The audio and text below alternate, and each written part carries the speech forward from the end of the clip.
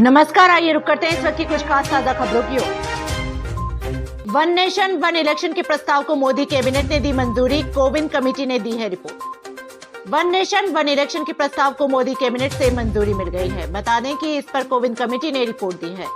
पूर्व राष्ट्रपति रामनाथ कोविंद के नेतृत्व वाली समिति ने वन नेशन वन इलेक्शन की संभावनाओं पर मार्च में अपनी रिपोर्ट सौंप दी थी। इस रिपोर्ट में जो सुझाव दिए गए हैं उसके मुताबिक पहले कदम के रूप में लोकसभा और राज्य विधानसभा के चुनाव एक साथ कराए जाने चाहिए।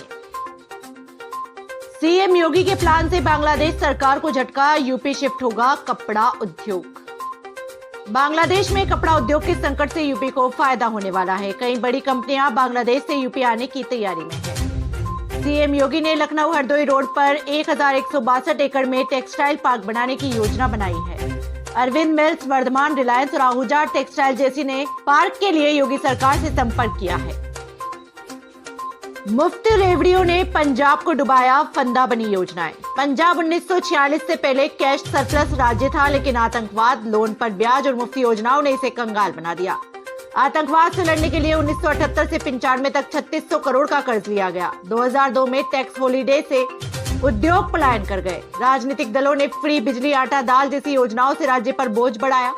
आम आदमी पार्टी ने 300 यूनिट मुफ्त बिजली देकर 7800 करोड़ का बोझ और डाल दिया। हरियाणा विधानसभा चुनाव जीत के लिए बीजेपी की क्या है रणनीति?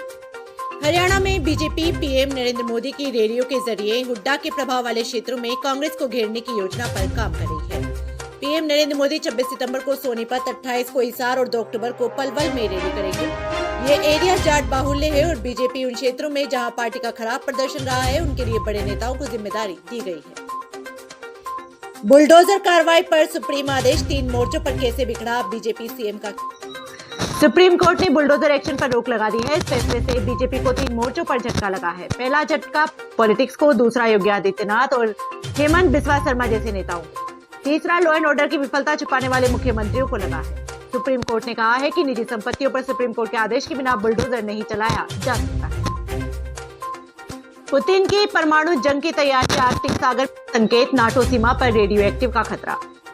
रूस यूक्रेन युद्ध में परमाणु हमले का खतरा बढ़ गया है। द सन की रिपोर्ट के अनुसार पुतिन आर्कटिक सागर में परमाणु परीक्षण की तैयारी कर रहे हैं। नॉर्वे की सीमा पर रेडियोधर्मी स्पाइक पाए गए हैं। रूस ने 1990 के बाद पहला परमाणु परीक्षण करने की तैयारी कर ली है।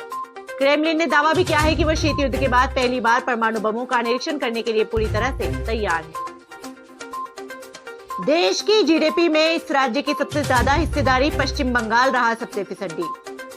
प्रधानमंत्री की आर्थिक सलाहकार परिषद ने भारत के सबसे अमीर और गरीब राज्यों पर एक रिपोर्ट जारी की है। जारी आंकड़ों में बताया गया है कि देश के सकल घरेलू उत्पाद जीडीपी में महाराष्ट्र की सबसे बड़ी हिस्सेदारी है। हालांकि बीते कुछ सालों में इसका हिस्सा कुछ कम हुआ है और ये घटकर 15 से 13.3%।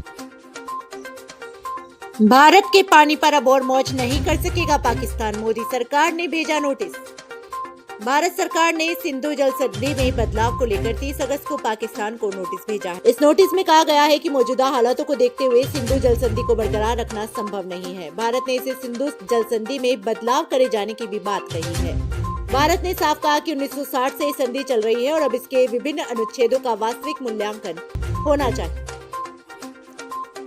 अमेरिका के 3 दिन के दौरे पर रहेंगे पीएम मोदी, क्वाड लीडर्स शिखर सम्मेलन में लेंगे भाग।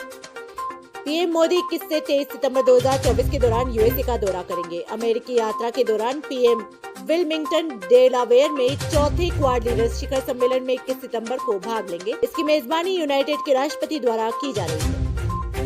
कोलकाता कांड, क्यों अपने करियर के सबसे बुरे दौर में फंसी मुख्यमंत्री ममता बनर्जी। पश्चिम बंगाल में डॉक्टर्स के आंदोलन के बीच टीएमसी की महिला विधायक भी सरकार और पुलिस पर सवाल उठा रही है। कुशा मंडी की विधायक रेखा राय ने कहा कि इस घटना से पार्टी और सरकार की छवि खराब हुई है। आपको बता दें कि नोएडा की विधायक साइना मुमताज खान ने पुलिस की कार्रवाई पर नाराजगी जताई, जबकि मोथाबारी की विधायक सबीना आसमान ने इसे भयानक बताया और कहा कि महिलाएं अब भी गुस्से में हैं।